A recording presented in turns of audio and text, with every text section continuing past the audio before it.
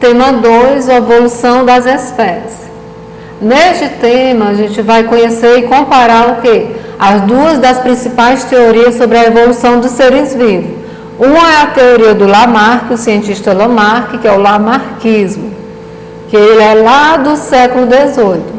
Já a outra teoria é a teoria evolutiva do cientista Darwin, que é o darwinismo, que ele vem estudando desde o século XIX. Também poderá perceber porque a teoria de Lamarck, aceita entre os cientistas que apoiavam transformações dos seres vivos, foi deixando de ser aceita em prol da teoria da evolução por seleção natural de Darwin e posteriormente da teoria sintética da evolução, atualmente a mais aceita na comunidade científica. Essa teoria sintética da evolução é o neodarwinismo. O que a gente já pode, já sabe, o que a gente já conclui, já sabe, o pouco que a gente já sabe, para quem ainda não conhece as duas teorias. Nós sabemos dos vertebrados, que já foi estudado, e eles possuem ancestral.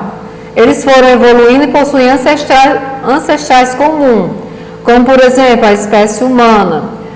Os cientistas acreditam o quê? Não que ela veio do macaco, mas ela tem um ancestral comum.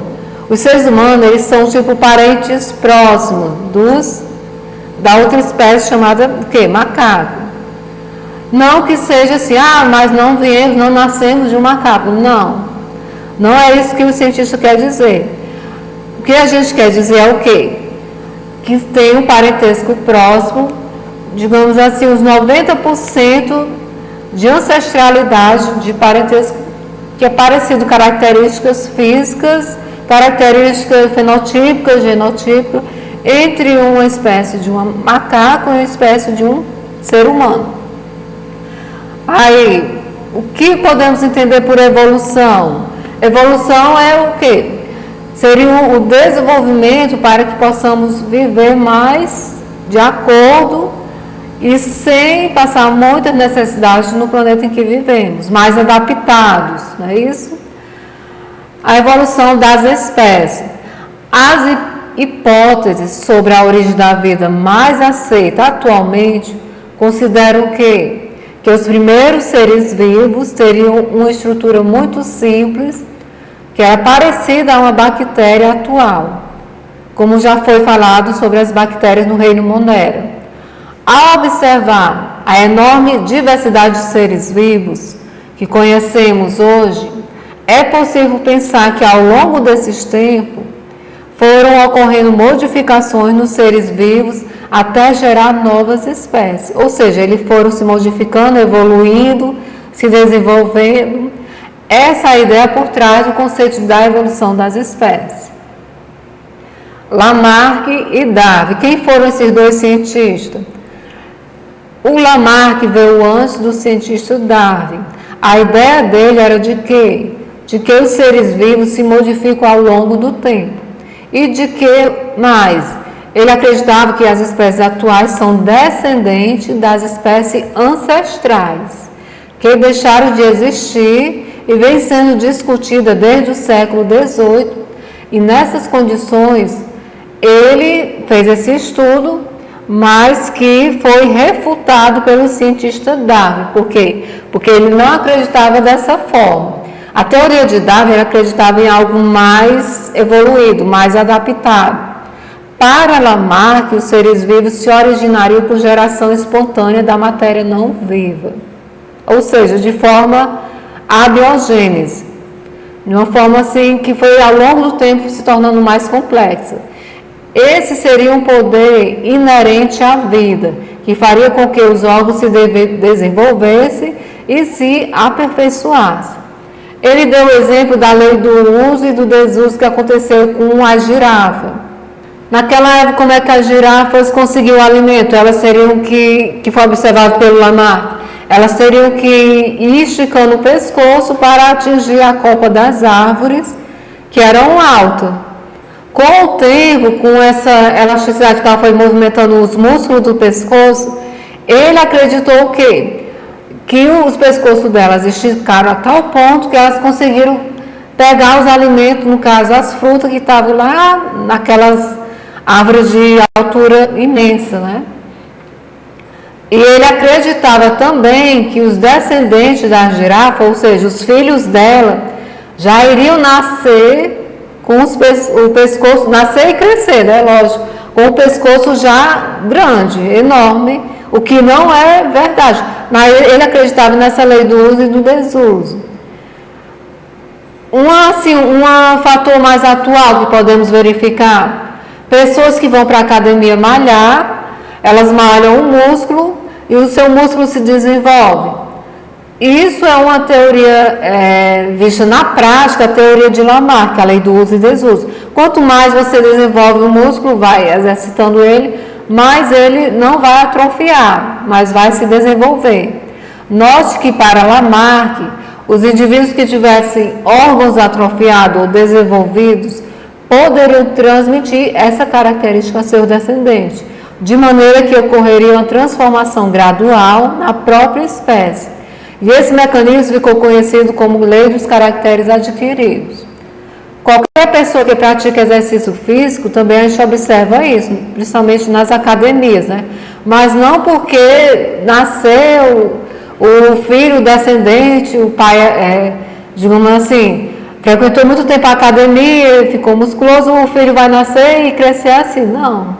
Se o filho fosse desenvolver assim, ele vai ter que entrar na academia, malhar e com o tempo adquirir essas características físicas. Né? Não fazia muito sentido acreditar nisso.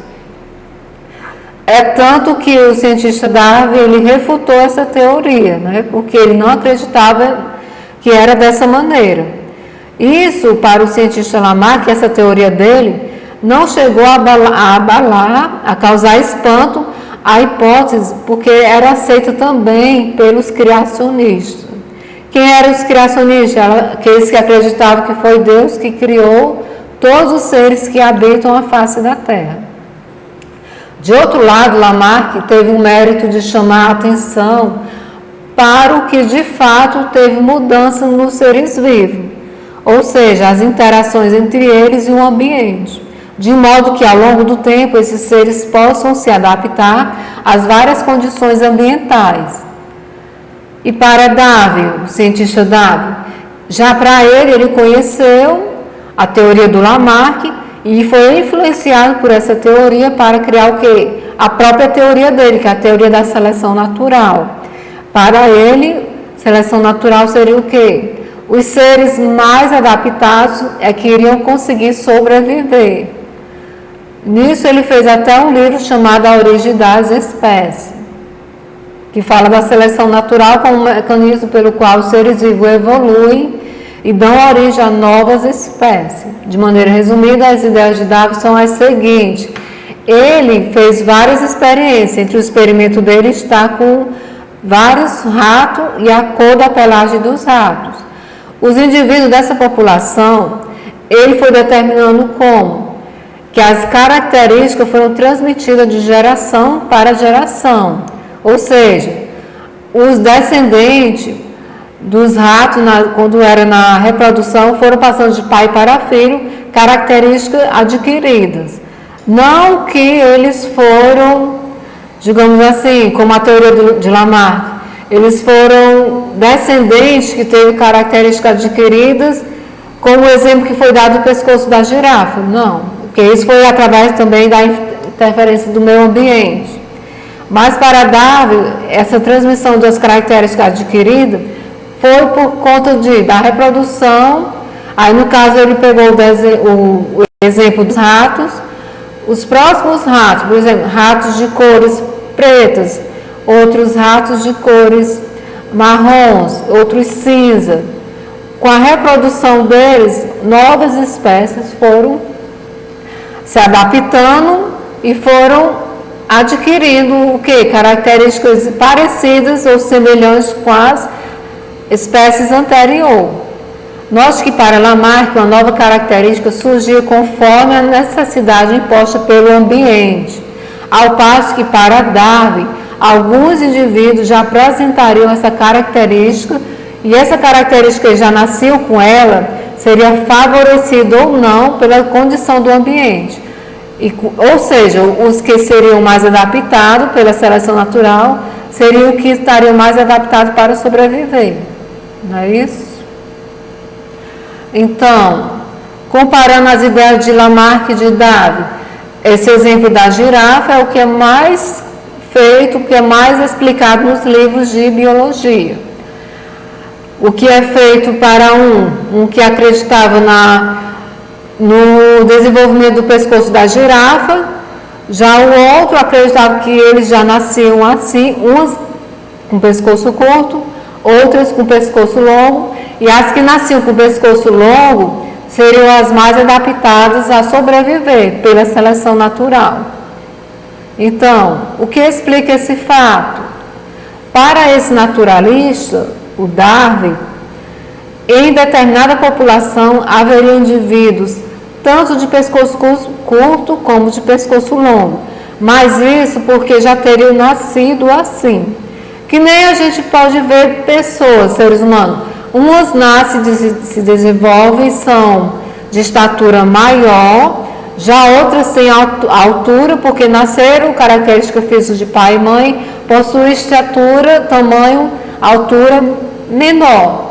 E isso não é porque o ambiente favoreceu, certo que fazer natação, digamos assim, basquete, vai influenciar um pouco, vai, porque vai estar na fase de desenvolvimento para que os músculos possam se desenvolver mais do que outra pessoa que não pratica esporte, digamos assim.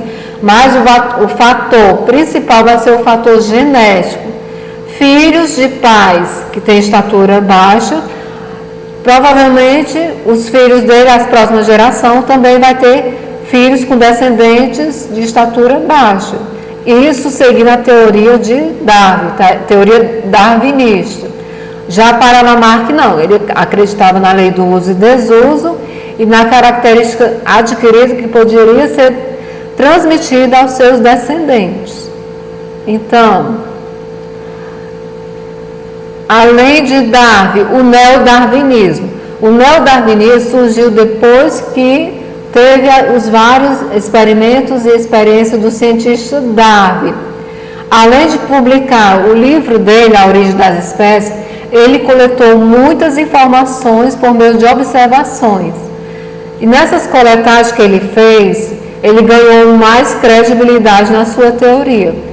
No entanto, ele reconhecia também as limitações de sua teoria. Por exemplo, ele não conseguia explicar a origem das diferenças entre indivíduos de uma população, nem mesmo os mecanismos de transmissão dessas variações de uma geração para a outra. Quem foi explicar isso foi lá o cientista Mendel, quando ele deu as três leis que ele criou. Essas 3 leis de Mendel foi que veio explicar todas essas dúvidas que o Darwin ainda tinha, né? Porque ele não tinha como explicar naquele tempo, naquela época, século XIX, o que ele não pôde explicar. Como teria ocorrido essa transmissão dessas variações genéticas, né? Variação que aconteceria de geração em geração. Já o Mendel, que ele foi considerado o pai da genética, com seus estudos e experimentos através das ervilhas, ele sim pôde concluir e explicar o que aconteceu naquela época, né? É tanto que surgiu uma nova teoria, que foi a teoria neodarwinista, a teoria sintética da evolução. Essa teoria foi feita só muito mais tarde, a partir de 1900, com a redescoberta do trabalho de Mendel. Ou seja, pegaram o trabalho, os experimentos, as experiências, toda a obra que o Mendel fez e atualmente foi estudada em 1900 para concluir o quê? Que aconteceu mais uma vez algo para provar a teoria darwinista, que foi até considerado o neodarwinismo. Ele utilizava-se de quê? De descoberta feita pelos genes que falavam sobre o DNA. para explicar a teoria da evolução, justamente naquilo que o Darwin não pôde concluir, né? Ele não pôde explicar. Ele descobriu também que os genes são os responsáveis pela transmissão das características hereditárias e que as diferenças que se verificam nos indivíduos de uma mesma espécie são decorrentes de alterações nesses genes, conhecida como mutação. Quando as mutações, essas modificações, elas ocorrem no gene presente nas células reprodutoras, por exemplo, células de reprodução sexuada, elas são transmitidas de uma geração para a outra. Por exemplo, pessoas que têm, seres humanos, seres vivos que têm olhos azuis, o pai e a mãe têm olhos azuis, os filhos vão nascer de olhos azuis ou não. A probabilidade, a chance de nascer com olhos azuis seria, digamos o quê? Uns 80%. Mas se os avós, tanto paternos como maternos, tiverem olhos ou verde, castanho de outra cor, pode também transmitir essa característica para os seus descendentes, para os seus filhos ou para os seus netos. Não é um fator principal, mas pode ser um fator dominante a cor dos olhos ser o quê? Do fenótipo azul. Os mecanismos que levam a essas alterações serão aprofundados nas outras unidades, que vai falar do quê? Da variabilidade genética. Mais uma vez falando também sobre o cientista Mendel, que foi considerado o pai da genética. Temos aqui uma questão que vai falar sobre o quê? É uma comparação entre o lamarckismo e o darwinismo. A orientação de estudo é um esquema comparativo. Entre um tem o quê? O Lamarck e o outro o Darwin. No Lamarck ele diz o quê? Ele defende a geração espontânea. Já para Darwin é o quê? A adaptação. Para Lamarck houve o quê? A lei dos caracteres adquiridos. Já para o cientista Darwin, no darwinismo, foi o quê? A seleção natural. Para Lamarck, novas características surgiram conforme a necessidade imposta no ambiente. Já para Darwin, não. Alguns indivíduos já apresentariam características que seriam favoráveis ou não pelas condições desse ambiente. Então, na página 91, temos o que? Uma questão desafio. Nessa questão, ele vai falar sobre os anfíbios e os répteis. E diz assim, alguns anfíbios e répteis são adaptados à vida subterrânea. Onde seria essa vida subterrânea? Podemos pensar nas profundezas dos oceanos, ou na superfície, mas dentro de uma caverna, digamos assim. Aí, nessa situação, apresentam algumas características corporais, tanto os anfíbios como os répteis, como, por exemplo, a ausência de patas, o corpo é anelado e que facilita o deslocamento no subsolo. E, em alguns casos, também tem ausência de olhos. Agora, suponha que um biólogo tentasse explicar a origem das adaptações mencionadas no texto, utilizando o conceito da teoria de Lamarck, a teoria da geração espontânea, né, o lamarckismo. Ao adotar esse ponto de vista, ele diria o quê? Aí, nessa questão desafio, a gente tem o quê? Os itens A, B, C, D, E.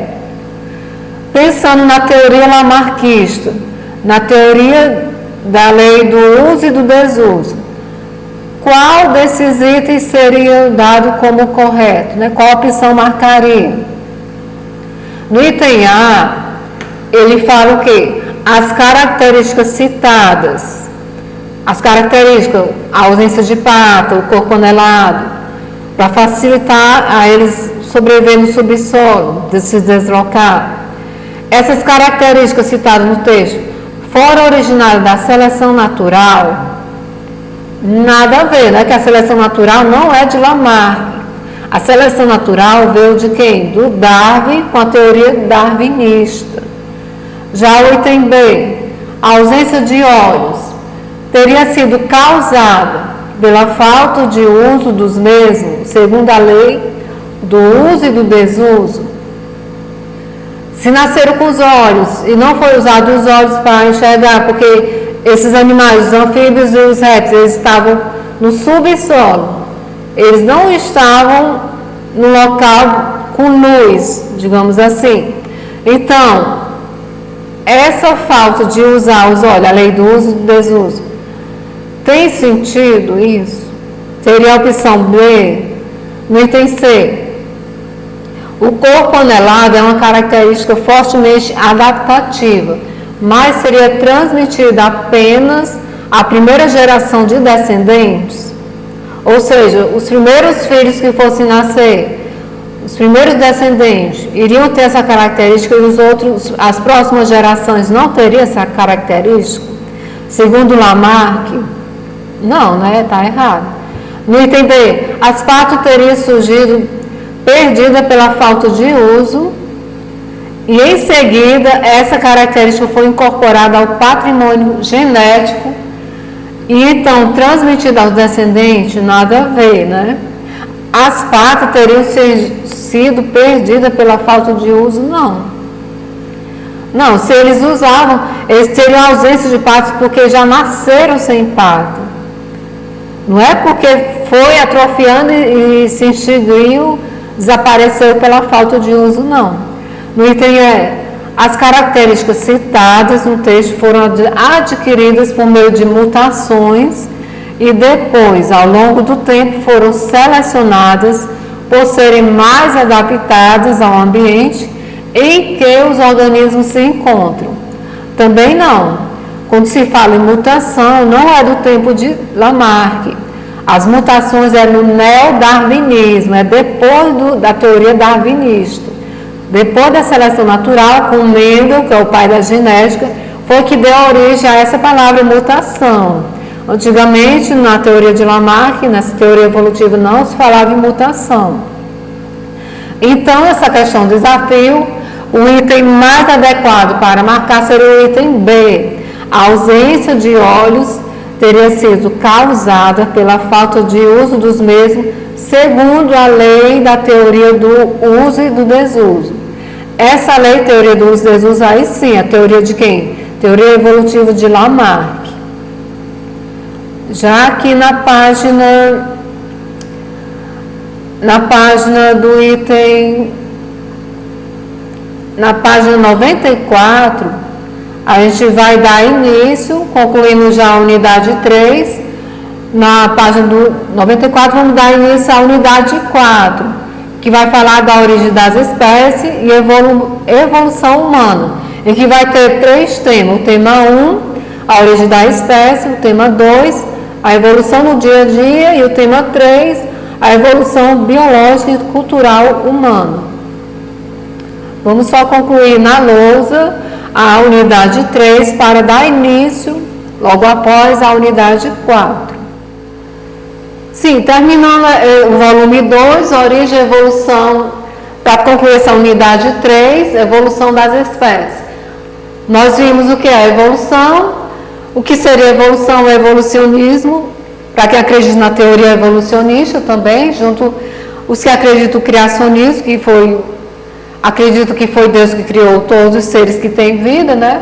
Já para o evolucionista, eles acreditam o quê? Que foram através de experimento, estudo, de como surgiu a origem da vida na Terra, como o cientista Darwin, considerado o pai da descoberta da origem de vida no planeta Terra.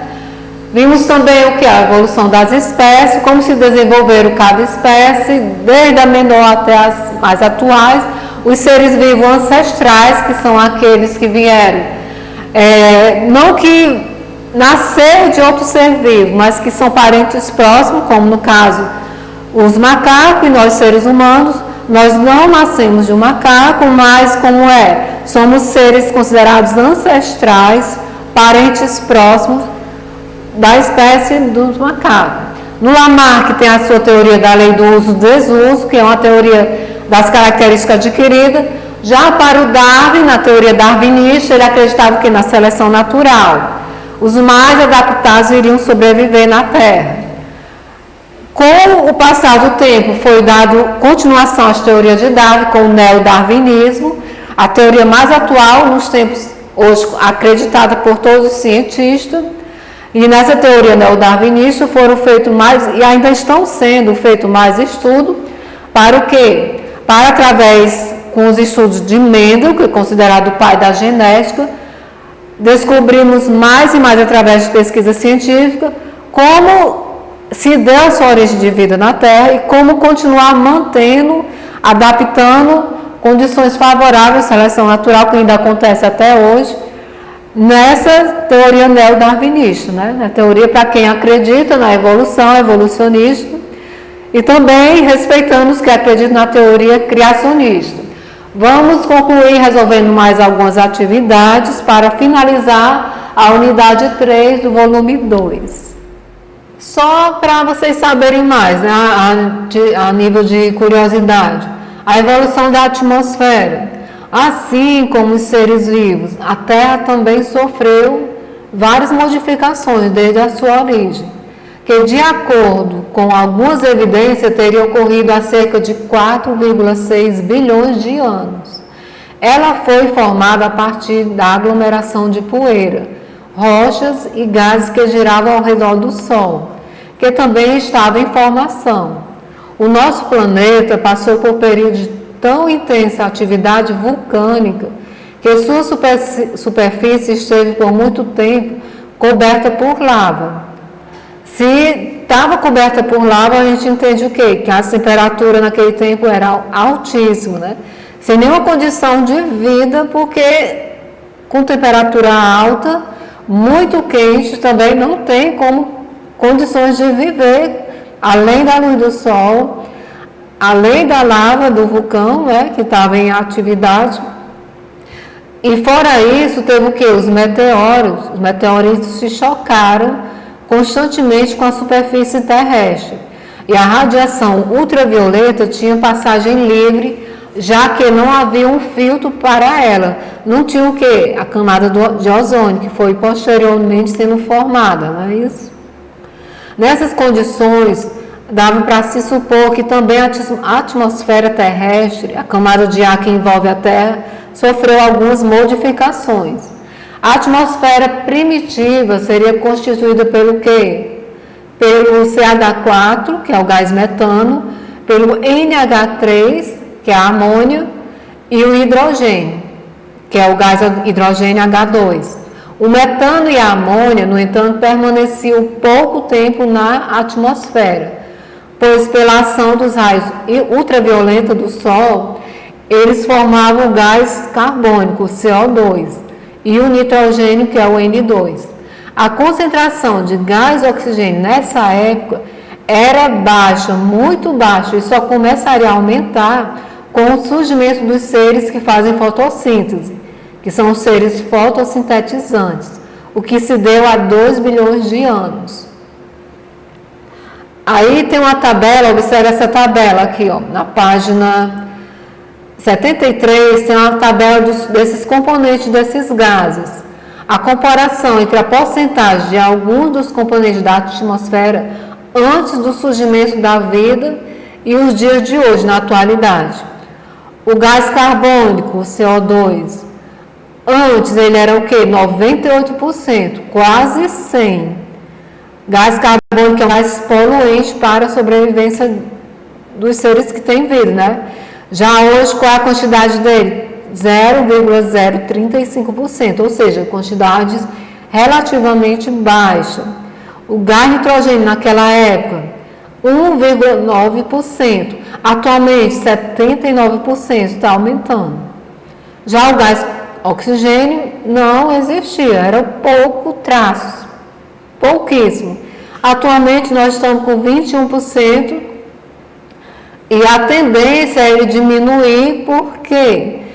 Por conta das queimadas, da destruição da camada de ozônio, por conta da falta de cuidado com o meio ambiente. Se continuarmos assim, as próximas gerações, a tendência vai ser o quê? Haver uma diminuição da quantidade do gás oxigênio.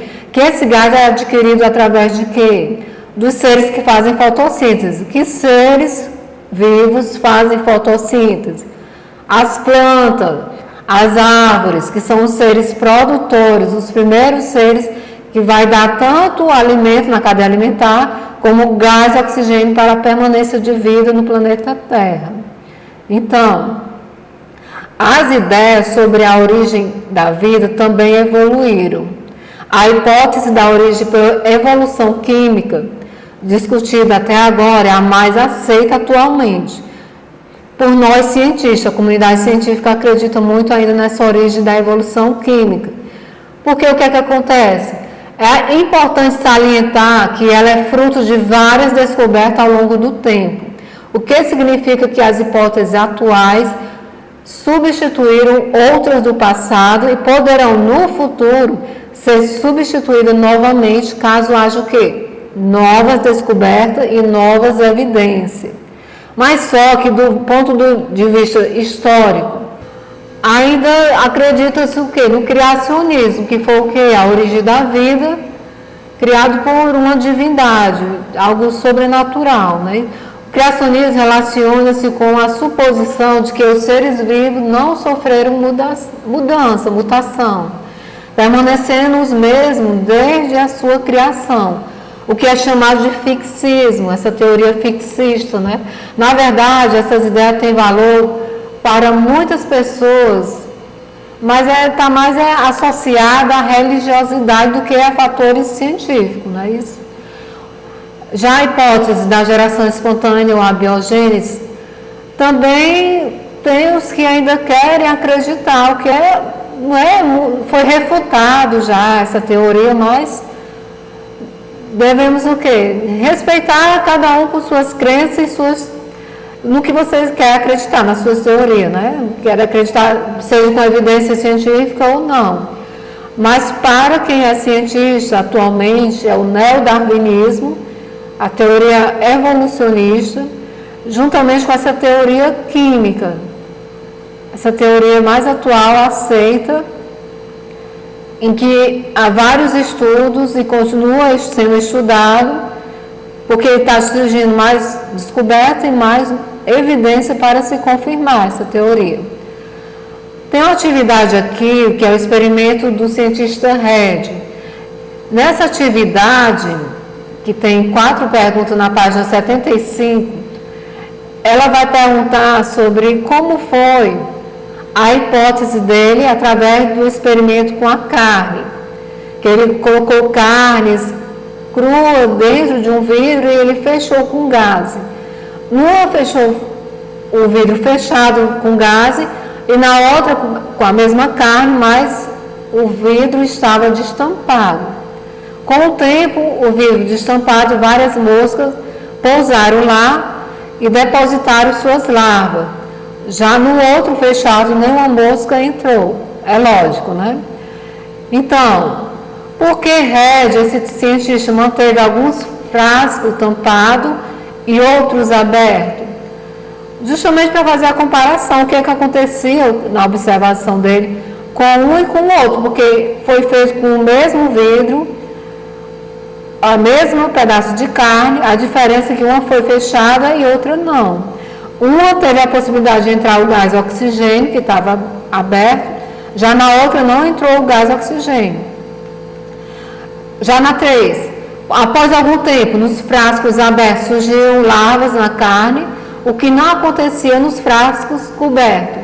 Francisco Red, esse cientista, confirmou sua hipótese ou não? Aí pede para justificar por que ele confirmou ou não. Já na 4, de que forma esse trabalho contribuiu para a ideia da biogênese?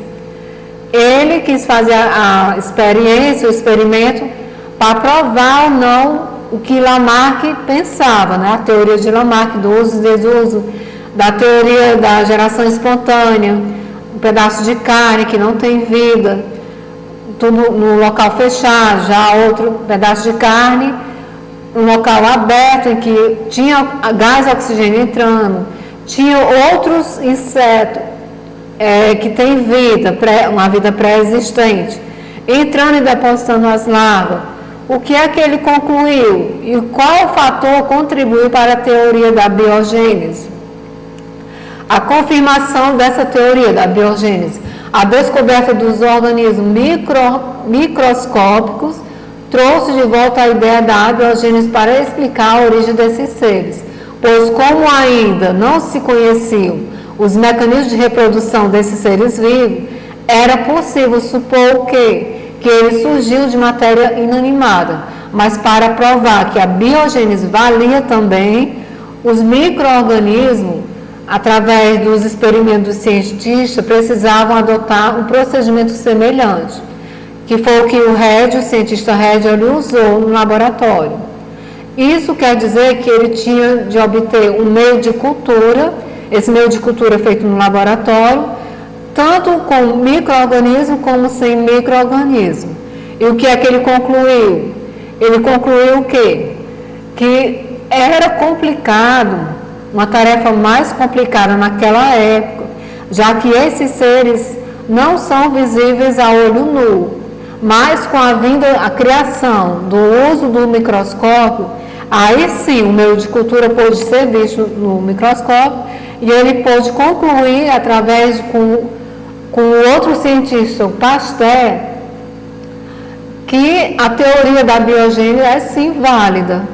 Já a teoria da biogênese foi utilizada, mas deixou de ser aceita e deixou de existir, foi refutada, né? Então, conclui-se assim que essa teoria não foi inválida, mas uma ajudou a outra a concluir os vários estudos. É tanto que atualmente a gente pega estudos de séculos passados e conclui no século atual, para provavelmente dar início a outras teorias, a novas descobertas e novas evidências.